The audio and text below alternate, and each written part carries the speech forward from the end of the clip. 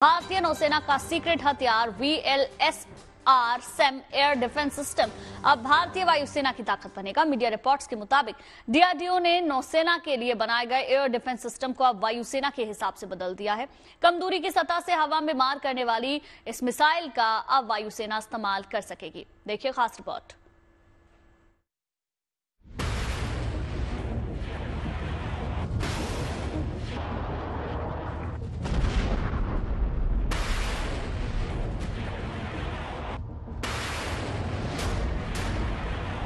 इधर target lock हुआ, उधर मिसाइल एक्शन में आई। 3, 2, 1, now. Block 1, launch to vision takeoff. और चंद सेकंड्स में टारगेट ध्वस्त।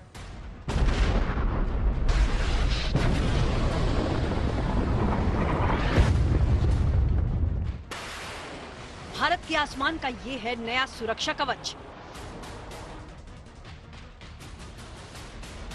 देश का स्वदेशी एयर डिफेंस सिस्टम, भारतीय नौसेना का सीक्रेट हथियार VLSR SAM अब वायुसेना की धार बनेगा। कम दूरी की सतह से हवा में मार करने वाली ये मिसाइल अब तक नौसेना की ताकत थी, लेकिन अब जंग के मैदान में ये मिसाइल डिफेंस सिस्टम वायुसेना के लिए गेम चेंजर साबित होगा। VLSR SAM का मतलब है vertical launch short range surface to air missile, यानी सतह से हवा में मार करने वाली मिसाइल प्रणाली जो बड़े से बड़े हवाई खतरों को नाकाम करने की कुव्वत रखती है। DRDO ने नौसेना के लिए बनाए एयर डिफेंस सिस्टम को अब वायुसेना के हिसाब से बदल दिया है, यानी अब इसका प्रयोग वायुसेना भी कर सकती है। इस मिसाइल को वर्टिकली लॉन्च किया जाता है। वर्टिकली लॉन्च करने की सुविधा इसे पनडुब्बी और जहाज में तैनात करने में मदद करती है, लेकिन वायुसेना के लिए ये सुविधा काम की नहीं थी। लेकिन अब DRDO ने वायुसेना की जरूरत के अनुसार ही इसे 8x8 ट्रक माउंटेड सिस्टम पर तैनात कर दिया है, यानी अब इसका इस्तेमाल जमीन से दागने के लिए भी किया जा सकेगा। इसकी मारक क्षमता बेहद घातक है। जिसे और घातक बनाने का काम करती है इसकी रफ्तार, जिससे ये दुश्मन की रडार के पकड़ में नहीं आती। दूसरे, कम ऊंचाई पर उड़ने की वजह से इस मिसाइल से रडार तक को चकमा देकर आ रहे दुश्मन के विमान, ड्रोन, मिसाइल या हेलीकॉप्टर बच नहीं सकते हैं, यानी ये कम ऊंचाई पर उड़ने वाले दुश्मन के जहाज या मिसाइल को मार गिरा सकती है। VLSR SAM की रेंज 25 से 30 किलोमीटर है। ये अधिकतम 12 किलोमीटर की ऊंचाई तक जा सकती है। इसकी गति बराक 1 से 2 गुनी ज्यादा है। अपने टारगेट को निशाना बनाने के दौरान इसकी रफ्तार मैक 4.5 यानी 5556 किलोमीटर प्रति घंटा से ज्यादा होती है। इस मिसाइल में स्वदेशी रेडियो फ्रिक्वेंसी सीकर लगा है, जो इसकी सटीकता को और बढ़ाता है। इस मिसाइल की सबसे बड़ी खासियत ये कि 360 डिग्री घूमकर भी अपने दुश्मन या टारगेट को खत्म कर सकती है। इस मिसाइल की नाक पर यानी सबसे ऊपरी हिस्से में high explosive pre fragmented warhead लगा है, जिसका मतलब ये है कि मिसाइल धमाके के साथ टारगेट को कई टुकड़ों में बांटने और छेदने की कुव्वत रखती है। रूस से खरीदे गए S-400 मिसाइल डिफेंस सिस्टम के साथ ही इस स्वदेशी VLSR SAM air defence system की तैनाती के बाद भारत का आसमानी सुरक्षा कवच और भी अभेद्य हो जाएगा। Bureau report, good news today. और अब आपको लिए चलते हैं लखनऊ, जहां सशस्त्र सैन्य समारोह का आज दूसरा दिन है। कल CM योगी की मौजूदगी में इसका शुभारंभ हुआ था। 3 दिन के समारोह में भारतीय सेना, नौसेना और वायुसेना के नए सैन्य उपकरणों, हेलीकॉप्टर्स, टैंक और तोप की प्रदर्शनी लगाई गई है। साथ ही सेना के जवानों ने अपने रण कौशल का भी शानदार प्रदर्शन किया।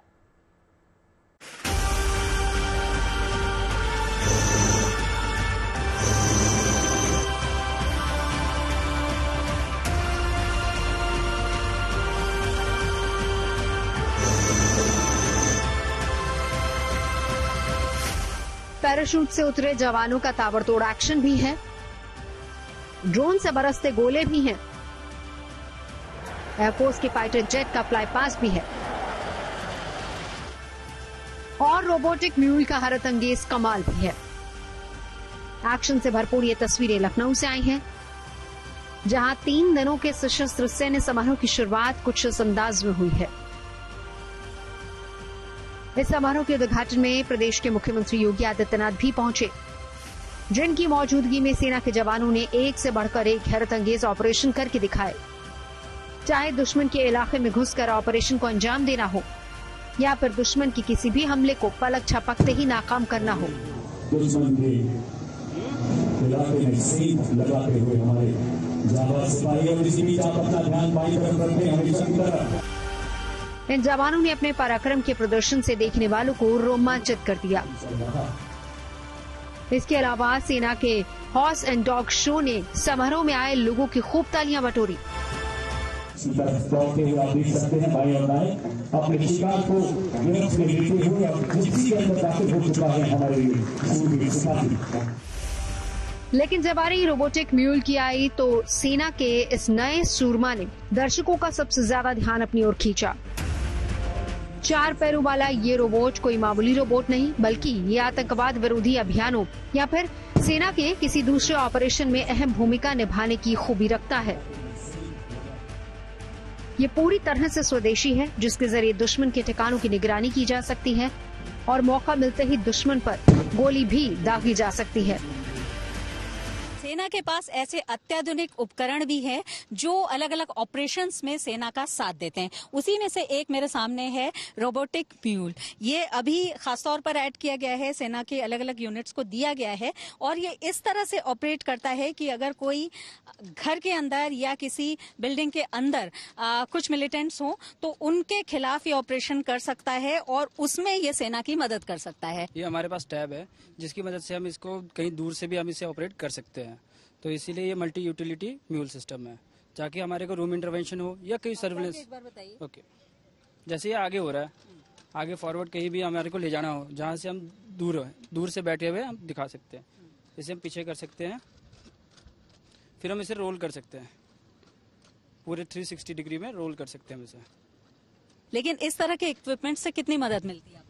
इससे यह मेक इन इंडिया के तहत बनाया गया इंडिजीनियस रोबोट है, जिसकी मदद से हम रूम इंटरवेंशन और अपने आप को कवर करते हुए दुश्मन के नज़दीक से नज़दीक पहुंच सकते हैं, जिसकी वजह से हमें कैजुअलिटी नहीं होने का ज़्यादा बेनिफिट मिलेगा। क्योंकि इससे पहले जब तक ये नहीं था तब तक रूम इंटरवेंशन या फिर खुद को हम कवर नहीं कर पाते थे।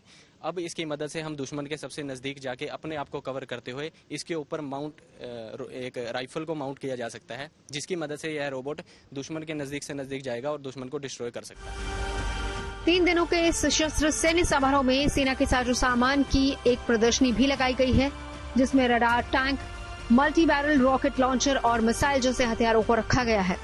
सेना के इस आधुनिक साजो सामान को करीब से देखकर और उनकी खूबियों को जानकर लोग भी बहुत उत्साहित हैं, खासकर समारोह में आए ये बच्चे। जल, थल और नभ पर जिसका कब्जा है वो है भारतीय सेना। भारतीय सेना अद्वितीय है और इसलिए देश के 140 करोड़ लोग भारतीय सेना की ओर गर्व से देखते हैं, उम्मीद से देखते हैं। और जब जब ऐसा मौका आया है तो भारतीय सेना ने अपने उन उपकरणों के साथ, जिसमें टैंक्स भी शामिल है, दूसरे उपकरण भी शामिल हैं, एक तरह से लोगों को गर्व करने का मौका दिया है। सैनिकों की जाबाजी तो है ही।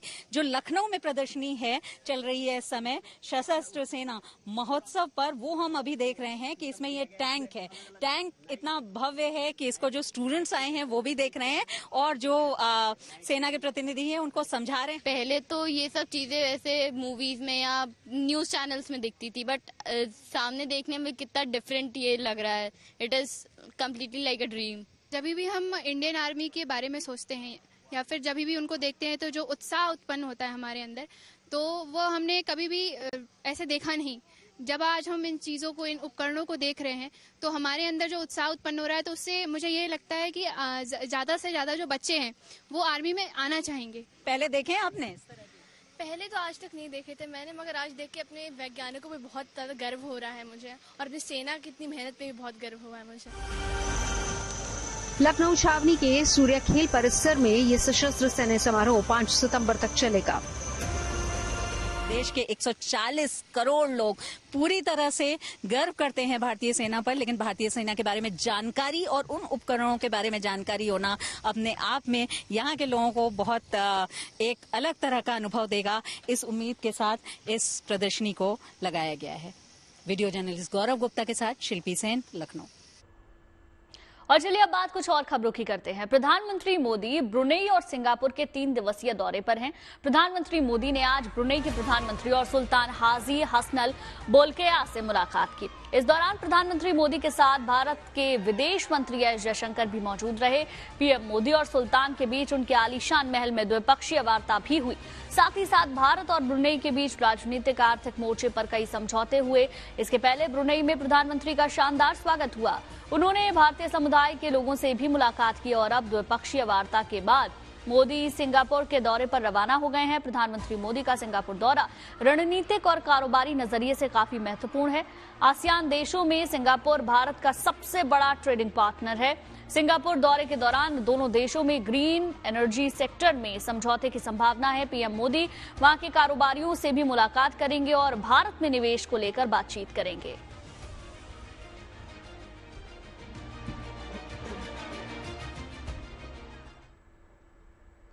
प्रधानमंत्री मोदी और ब्रुनेई के सुल्तान की मुलाकात काफी गर्मजोशी से भरी रही। प्रधानमंत्री मोदी ने सुल्तान का शुक्रिया अदा किया। प्रधानमंत्री मोदी और सुल्तान के बीच उनके आलीशान महल में द्विपक्षीय वार्ता भी हुई और कई राजनीतिक आर्थिक मोर्चों पे समझौते भी हुए। योर मैजेस्टी, मुझे अत्यंत खुशी है कि मुझे अपने तीसरे कार्यकाल की शुरुआत में ही ब्रुनेई की यात्रा करने का और आपसे भविष्य के विषय में चर्चा करने का सौभाग्य मिला है। यह भी सुखद संयोग है कि इस वर्ष हम द्विपक्षीय साझेदारी की 40वीं वर्षगांठ मना रहे हैं।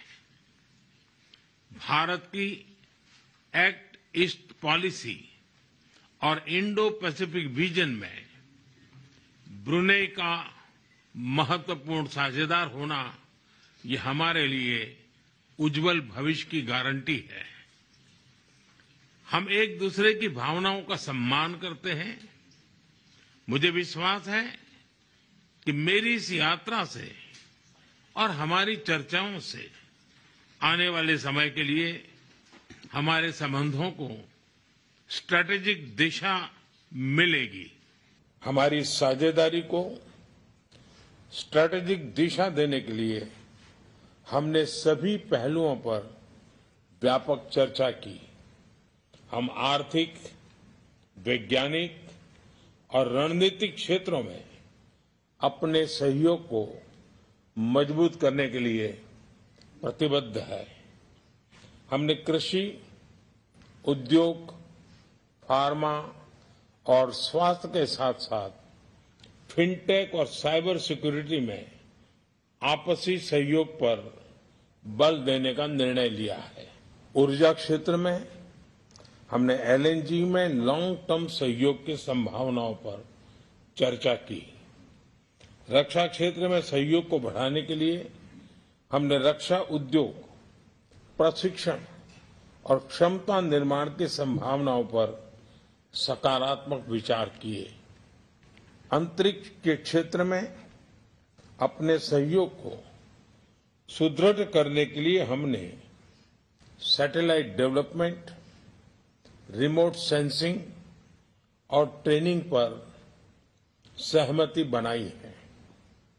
दोनों देशों के बीच कनेक्टिविटी के लिए जल्द ही डायरेक्ट फ्लाइट्स शुरू की जाएगी। और अब बात फ्रांस की राजधानी पेरिस में हो रहे पैरा ओलंपिक की, जहां भारत के खिलाड़ियों ने कमाल कर दिया है। भारत ने टोक्यो पैरा ओलंपिक के 19 पदकों के रिकॉर्ड को पीछे छोड़ते हुए 20 मेडल जीतकर इतिहास रच दिया। ये किसी एक पैरा ओलंपिक में भारत के सबसे ज्यादा मेडल की संख्या है। भारतीय पैरा एथलीट्स ने कमाल का प्रदर्शन करते हुए सिर्फ आधे घंटे में 4 मेडल अपने नाम किए। इन 20 पदकों में 3 गोल्ड, 7 सिल्वर, 10 ब्रॉन्ज मेडल शामिल हैं। जाहिर है भारत इस बार 25 पार का टारगेट लेकर इन खेलों में उतरा है। ऐसे में भारतीय एथलीट्स इस लक्ष्य को हासिल करने में कोई कसर नहीं छोड़ रहे हैं। अवनी लेखरा से शुरू हुआ सफलता का सिलसिला जारी है। इन खेलों का आयोजन 8 सितंबर तक होना है। भारत 12 डिसिप्लिन में प्रतिस्पर्धा कर रहा है, जो टोक्यो से 3 ज्यादा हैं।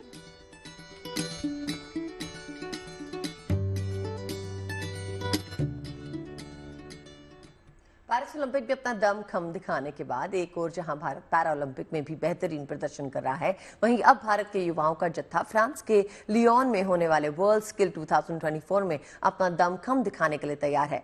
इस प्रतियोगिता में 70 देश हिस्सा ले रहे हैं। भारत की तरफ से 60 प्रतियोगी 61 कौशल प्रतियोगिता में हिस्सा लेंगे। आपको बता दें, वर्ल्ड स्किल्स 2024 का ये 47वां संस्करण है, जिसकी मेजबानी फ्रांस करने जा रहा है। ये प्रतियोगिता 10 से 15 सितंबर तक आयोजित की जाएगी, जिसमें दुनिया भर के 1400 प्रतियोगी शामिल होंगे।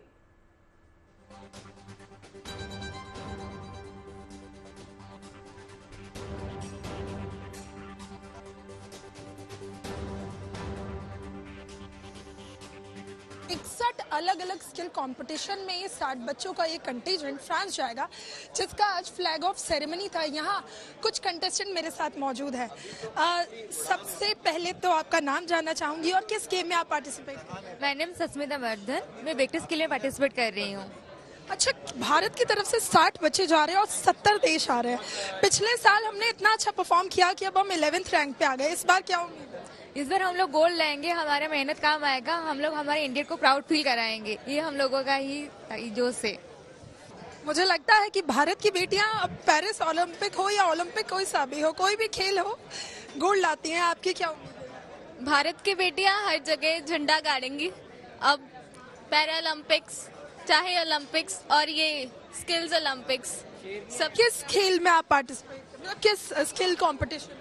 मेरा नाम जानवी है और I am representing my country in graphic design technology.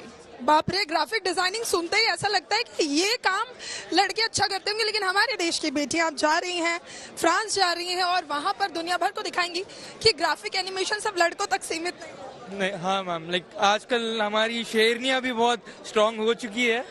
आप किस गेम में पार्टिसिपेट कर रहे हैं? क्या नाम? मेरा नाम हर्षवर्धन है, मैं कुकिंग के लिए रिप्रेजेंट कर रहा हूँ अपनी इंडिया के लिए। ये मैं क्या देख रही हूँ, इधर एनिमेशन है, इधर। हाँ, आजकल लड़के भी खाना बना रहे हैं। अच्छा, तो ऐसा लग रहा है कि इस बार कम से कम 30 मेडल तो पक्के हैं। आप गारंटी ले लीजिए, पक्की बात है। अभी फॉर एग्जांपल मेरा देखिए। आप किस में पार्टिसिपेट? मैं लॉजिस्टिक्स एंड फ्रेट फॉरवर्डिंग की कंटेस्ट। क्या बात है, मैं यहाँ जब आ रही हूँ तो मुझे ऐसा लगता है कि आधी आबादी वाकई में दिखा रही है अपना दम। हाँ जी, एंड काफी सारी लड़कियाँ वेल्डिंग हो गया, प्लम्बिंग एंड हीटिंग हो गया, जो मेल डोमिनेटेड इंडस्ट्री है, उनमें पार्टिसिपेट कर रही हैं। मुझे लगता है कि जितने स्किल हैं उतने ही हमारे कंटेस्टेंट भी हैं, यानी इस बार जो दावेदारी है वो बराबरी की। हाँ, एकदम बराबरी की, और जितने हमारे स्किल, हमारे वर्ल्ड स्किल में हम सारे लोग, उतने लोग यहाँ से जा रहे हैं। कि आप कौन से स्किल में पार्टिसिपेट? मैं इंफॉर्मेशन नेटवर्क केबलिंग में हूँ। क्या बात है, और आप किस में पार्टिसिपेट? मेरा साइबर सिक्योरिटी है, रिप्रेजेंटिंग इंडियन साइबर सिक्योरिटी। बहुत बहुत बधाई आप लोगों को। आप किस में पार्टिसिपेट? मैं क्लाउड कंप्यूटिंग में पार्टिसिपेट कर रहा हूँ। मुझे इतने स्किल्स के बारे में पता भी आज ही चला। पूरी इंडिया का ऐसा ही हाल है, जितने भी स्किल्स इसमें आप देख रहे हैं, काफी कम लोगों को पता है कि एग्जिस्ट भी करते हैं। इवन हमें भी नहीं पता था कि ऐसे ऐसे स्किल्स भी हो सकती है। ये मेनली आपको आईटीआई में जो कोर्सेज होते हैं, सारे जो स्किल्स है मेनली आईटीआई के हैं, और उसके बाद जो वर्ल्ड स्किल में लेवल पे होते हैं उसके उन्होंने इंजस्ट किया। सबको बहुत बहुत बधाई। आप सब भारत के लिए ज्यादा से ज्यादा मेडल और गोल्ड लेके आइएगा। इस बार भारत के 60 पार्टिसिपेंट्स का कंटिजेंट जा रहा है फ्रांस के लियोन, जहां पर 61 स्किल कॉम्पिटिशंस में भारत की दावेदारी होगी। और अब देखना होगा और इंतजार भी होगा कि हमारे जो ये होनहार कंटेस्टेंट है, ये भारत की झोली में कितने मेडल डालते हैं। वीडियो जर्नलिस्ट कुंज बिहारी के साथ नीतू झा, आज तक, दिल्ली। अब दिल्ली के हर स्कूल के आसपास 250 मीटर एरिया में सेफ स्कूल जोन बनेगा, जिसमें पेरेंट्स के लिए सिटिंग अरेंजमेंट से लेकर नई तरह के zebra crossings, cycle track, cycle parking भी बनाई जा रही है। फिलहाल CRRI के इस प्रोजेक्ट को वसंत कुंज इलाके के 2 आसपास के स्कूलों DAV और गवर्नमेंट गर्ल्स और बॉयज सीनियर सेकेंडरी स्कूल में लॉन्च किया गया है। जल्दी दिल्ली के सभी स्कूलों में सेफ स्कूल जोन बनाया जाएगा।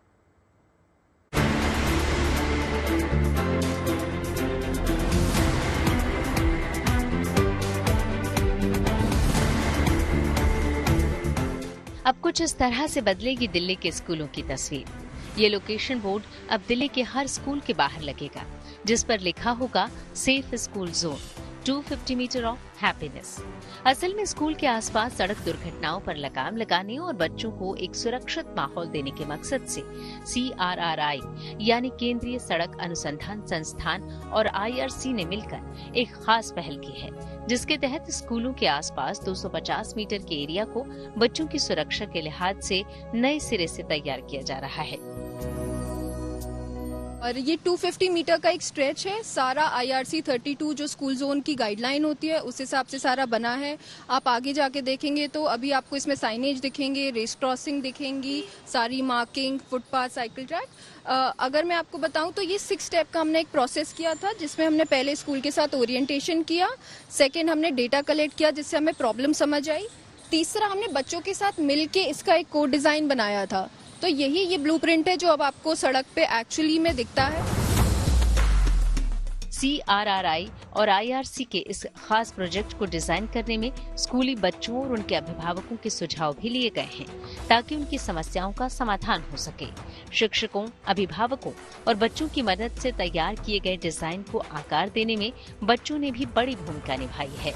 यहाँ की दीवारों पर उकेरे गए स्कूली जीवन के चित्र इन बच्चों के नन्हे हाथों का ही कमाल है। इतना ही नहीं, यहाँ पेरेंट्स के लिए सिटिंग एरिया भी बनाया गया है, ताकि छुट्टी के वक्त पेरेंट्स यहाँ बैठकर बच्चों का इंतजार कर सकें। इसके अलावा पार्क और जिम बनाने की भी योजना है।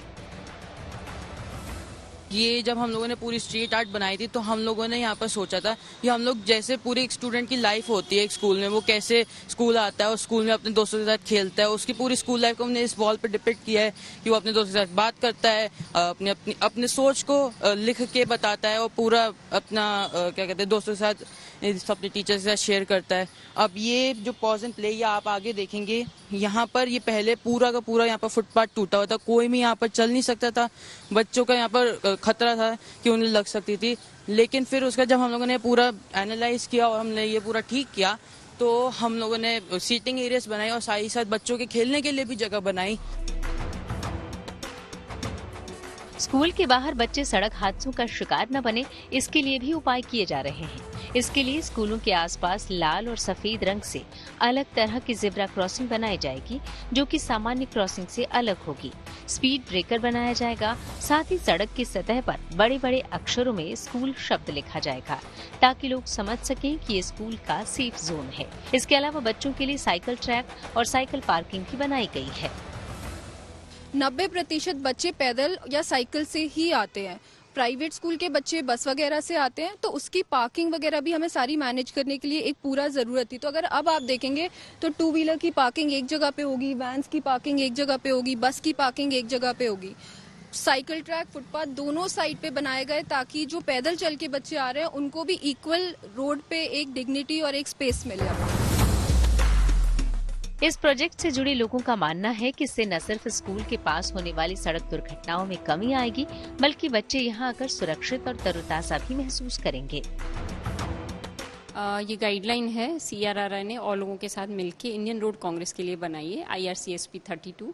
बेसिकली इसमें बताया जा रहा है कि एक जब स्कूल एरिया की तरफ कोई मूव करता है तो कैसे आपको प्रिकॉशन रखनी है ताकि बच्चों के रिलेटेड एक्सीडेंट्स कम हो।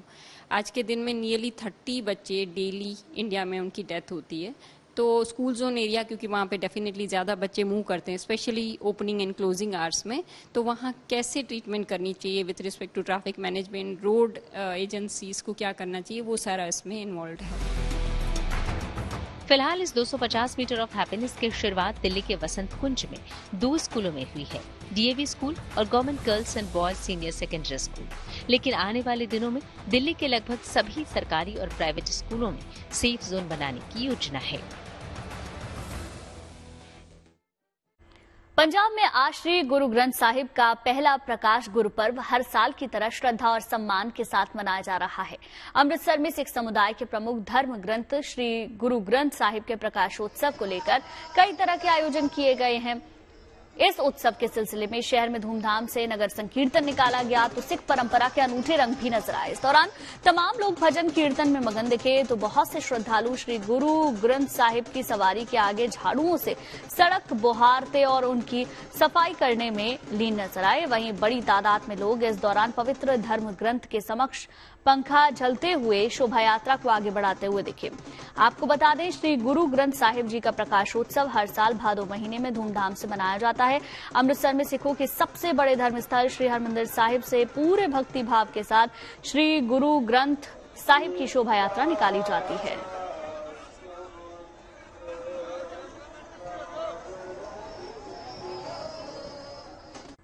और चलिए अब बात कुछ और खबरों की करते हैं। खबर बहराइच से, जो पिछले 49 दिनों से भेड़ियों की दहशत में जी रहा है। रात को अंधेरा होता है तो लोग अपने घरों में कैद होकर रह जाते हैं। कहीं आना जाना हो तो लोग झुंड बनाकर जाते हैं। ये बहराइच के लगभग 50 गांव की कहानी है। हालांकि भेड़ियों को पकड़ने के लिए सरकार की तरफ से तमाम प्रयास किए जा रहे हैं। आधी रात को भी पुलिस वाले गांव में हथियार लेकर गश्त लगाते दिख जाएंगे। आधी रात को पुलिस की गाड़ियां सायरन बजाते हुए लोगों को अलर्ट रहने की हिदायत दे रही हैं। दूसरी तरफ इतने हादसे होने के बाद भी कई लोग घरों के बाहर सो रहे हैं। इतना ही नहीं, कई मकानों में ना तो दरवाजे हैं ना खिड़कियां। ऐसे में लोगों की देखरेख के लिए गांव के युवाओं की टोली लगातार पहरा देती नजर आती है।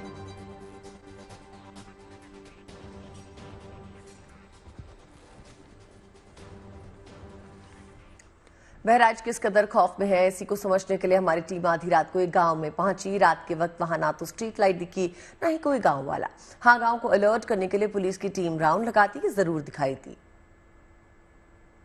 महासी इलाका है जहां मौजूद हैं और जब हम यहां पर निकलते हैं तो हमें एक पुलिस की पेट्रोलिंग गाड़ी यहां पर नजर आती है, जो यहां इसलिए तैनात की गई है ये क्योंकि भेड़िया का कहर बढ़ा है। और ये गाड़ी से तमाम पुलिस वाले गांव-गांव जाते हैं पता करने के लिए कहीं कोई हमला तो नहीं हुआ है, या अगर कोई हमला होने के चांसेस हैं, भेड़िया दिखेगा तो वन विभाग को सूचित करते हैं। तमाम अधिकारी हैं, उनसे बात करेंगे। सर, आप लोग की क्या ड्यूटी लगाई गई है, आप लोग कहाँ-कहाँ जाते हैं और कैसे भेड़ियों को लेकर गश्त कर रहे हैं? हाँ सर, जो है जोन में लगाया गया है 4 टीमों में, और हर टीमों में जो है 4-4, 5-5, 6-6 गाँव आउटर गाँव लगे हुए हैं।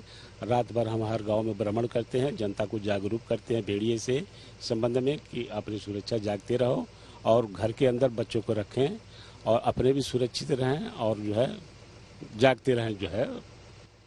तो भेड़िया अगर आप लोगों को कहीं दिखता है, जैसे मान लीजिए आप निकल रहे हैं, तो आप क्या करते हैं? भेड़िया दिखता है तो फिर सर जो है आगे जा करके उसे दिखता का जो है और जनता को बताते हैं कि जो है कि आप भाई भेड़िया गांव के इर्द गिर्द दिखाई दिया है और सभी लोग सतर्क रहो और अपने अपने घर में। सायरन भी इसमें आप लोग प्ले करते हैं?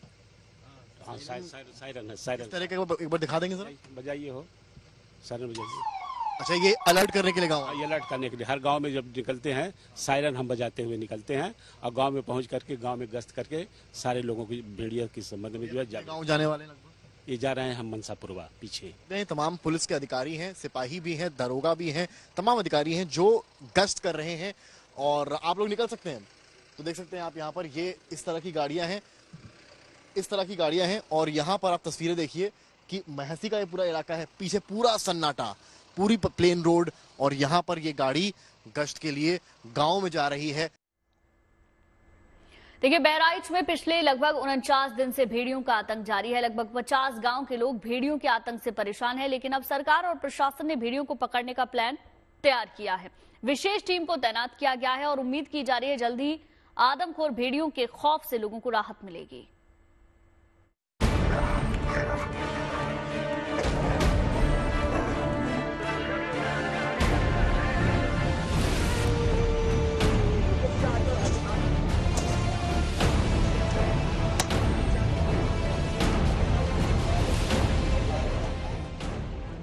नरभक्षी भेड़ियों के आतंक से जल्द मुक्त होगा बहराइच।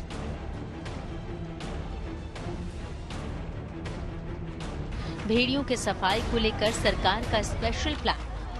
आदमखोर भेड़ियों के आतंक का अब होगा अंत। बहराइच के लगभग 40 से ज्यादा गांव पिछले 49 दिनों से भेड़ियों के डर और खौफ के साए में जी रहे हैं। न आंखों में नींद है, न जिंदगी में सुकून।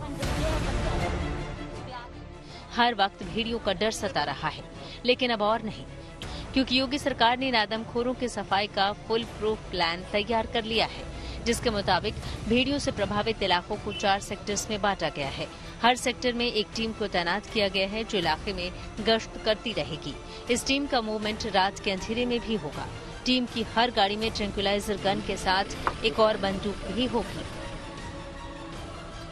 हालांकि अब तक भेड़ियों को पकड़ने के लिए की गई तमाम कोशिशें नाकाफी ही साबित हुई हैं, जबकि भेड़ियों के हमले लगातार जारी हैं।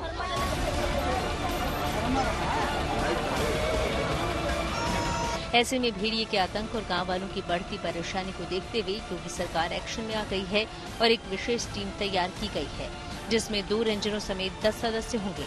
इस टीम को भेड़ियों को ट्रैंक्विलाइज करने की जिम्मेदारी सौंपी गई है। अगर भेड़िए ट्रैंक्विलाइज नहीं हुए तो उन्हें मारने के भी आदेश दिए गए हैं। इस टीम में वन विभाग से रेंजर, पशु चिकित्सक, वन सुरक्षा अधिकारी शामिल हैं। पहले भेड़ियों को ट्रैंक्विलाइज कर काबू करने का प्रयास किया जाएगा, लेकिन नाकाम होने पर उन्हें गोली मारने का आदेश भी जारी किया गया है। मुख्यमंत्री योगी आदित्यनाथ लगातार भेड़िए के मामले में लखनऊ में बैठकें ले रहे हैं और दिशा निर्देश अधिकारियों को साफ दे दिए गए हैं कि इस मामले को संजीदगी से देखें।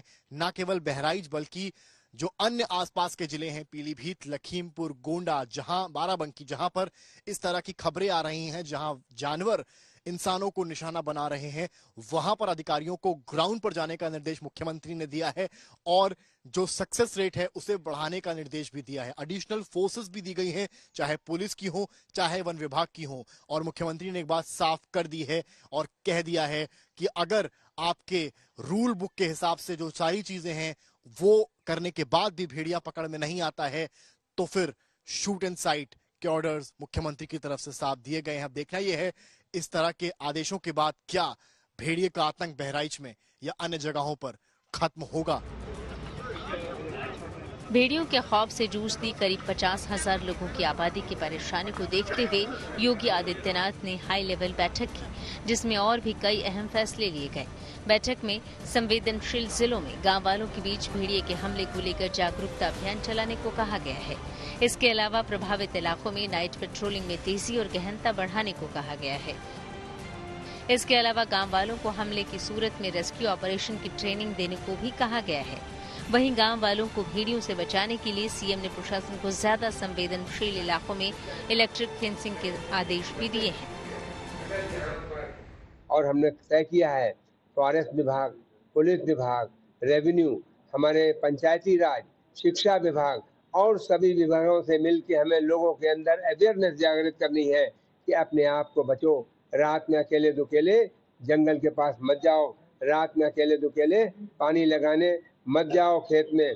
और लाइट के लिए हमने कहा है कि गांवों में जो संवेदनशील हैं, जहां पे इस तरह के केसेस ज्यादा हो रहे हैं, वहां पे लाइट रहे। रात में लाइट की कटौती वहां पर ना हो और लोगों से कहा है लाठी डंडा लेके चलो, अकेले मत जाओ। आदमखोरों के खिलाफ योगी सरकार एक्शन में है। प्रभावित इलाकों में रेस्क्यू ऑपरेशन को तेज किया जा रहा है। उम्मीद जताई जा रही है कि जल्द ही बाकी बचे 2 भेड़िए पकड़े जाएंगे और खौफ का खात्मा होगा। बहराइच से Samarth Srivastava, good news today. Bahraich में आदमखोर भेड़ियों का खौफ लगातार जारी है। लोग डर के साए में जीने को मजबूर हैं। आलम यह है कि लोगों ने खुद ही मोर्चा संभाल लिया है। वो रात भर जाकर पहरा दे रहे हैं। दूसरी तरफ प्रशासन भी लोगों को जागरूक कर रहा है जिससे भेड़ियों के खौफ से निपटा जा सके। लेकिन खौफ इतना है कि अचानक बहराइच में लकड़ी के दरवाजों की डिमांड बढ़ गई है। देखिए।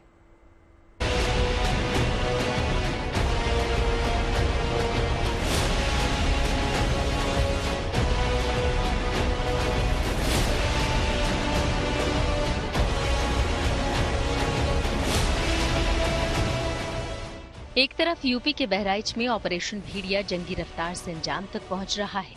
सरकार और प्रशासन के स्तर पर हर मुमकिन कोशिश की जा रही है कि खुले घूम रहे आदमखोर भेड़ियों को जल्द से जल्द पकड़ा जा सके।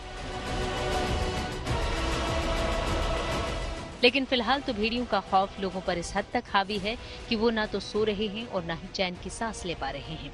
दिन का उजाला हो या फिर रात का अंधेरा, अपने परिवार की सुरक्षा के लिए लोगों ने अब खुद भी मोर्चा संभाल लिया है। लोग जी रात भर जगते हैं और अपने बच्चन कहाँ आड़े में किसी तरह के जैसा टूटा फूटा घर बना है, किसी प्रकार के उनका भीतर की जात है और हम लोग रात भर बैठे रहते हैं लाठी डंडा लिए। रोज आता है, 20 दिन आता है कि एको दिन की हार जा हो कि नहीं होता है। तो हम सब बच्चा के यहाँ रोज रोज अरे संभालते हैं अपने बूथ। हम लोग दिन रात जागते हैं बराबर, कभी घंटा खान सोते हैं दिन में और अपने बच्चों का देखभाल करते हैं। घर में बच्चों को रखते हैं, हम लोग बराबर पहरा देते हैं। पर डे जैसे शाम के 6-7 बजता है, जैसे अंधेला होने लगता है, वैसे हम लोग खा पी के अपने अपने बच्चों को, जैसे घर में दरवाजा लगा है या पल्ला लगा है तो हम लोग उनमें बच्चों को कर देते हैं, जैसे अपने निगरानी में कर लेते हैं। फिर अच्छे से ड्यूटी करते हैं, हम लोग साथ में जागते हैं। रात में वन विभाग वाली टीम आती है, वो लोग भी ड्यूटी देते हैं, फिर हम लोग बराबर जागते रहते हैं। हालांकि सरकार और प्रशासन मुस्तैद है, वन विभाग से लेकर तमाम टीमें भेड़ियों को पकड़ने में जुटी हैं, लेकिन दूसरी तरफ गांव के लोगों को भी जागरूक किया जा रहा है। उन्हें बताया जा रहा है कि कैसे अपने परिवार की रक्षा करनी है और किस तरह उन्हें महफूज रखना है। उसमें किसी प्रकार की समझौता या लापरवाही ना करिए। बता रहे हैं कि जैसे घर में रहो, सुरक्षित रहो, घर के अंदर जो रहो अपने दरवाजा बंद करके रखो, छत पे लेटो, अगर व्यवस्था नहीं है तो अगर पास पड़ोस में जिसका हो तो उसके घर में लेटो। जिनके पास दरवाजा नहीं उनके लिए क्या बताया जा रहा है? वो लोग जो है जैसे टटरा टाइप का बांध लेते हैं और उसको लगा के खटिया उटिया लगा के फिर लेटते हैं। सारी रात पूरी टीम लगा के जागा जात है और सबका जगावा जात है। कोई सोवे ना दिन जाते, जिसका सोवे के तो कोई छत के ऊपर सोवे, घर के अंदर सोवे, और बाकी जागे तो बैठे। 4 लोग मान लिया बैठे तो 1 आदमी 2 आदमी जागे, 2 आदमी सो सकते। इन तमाम कोशिशों के दरमियान बहराइच में भेड़ियों के खतरे के चलते लकड़ी के दरवाजों की मांग बढ़ गई है। भेड़िए प्रभावित क्षेत्रों में बनी फर्नीचर की दुकानों पर हर दिन के हिसाब से 20 से 25 दरवाजों के ऑर्डर आ रहे हैं। लोग लकड़ी के साथ ही लोहे के दरवाजों का भी ऑर्डर दे रहे हैं। अपने घरों के बाहर दरवाजों को लगा रहे हैं जिससे उनका परिवार सुरक्षित रह सके। हालांकि तमाम कोशिशें जारी हैं और उम्मीद है कि जल्द ही आदमखोर भेड़ियों के खौफ का अंत होगा। Bureau report, good news today.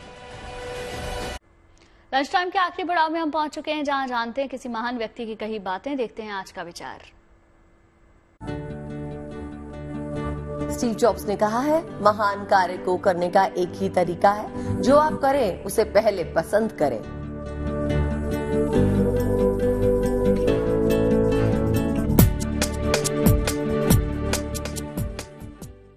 उम्मीद है खबरों के इस लंच टाइम में आपको पेट पर जानकारियां मिली होंगी। फिर होगी आपसे मुलाकात लंच टाइम में ही, लेकिन अच्छी खबरों के लिए आप देखते रहिए गुड न्यूज टुडे।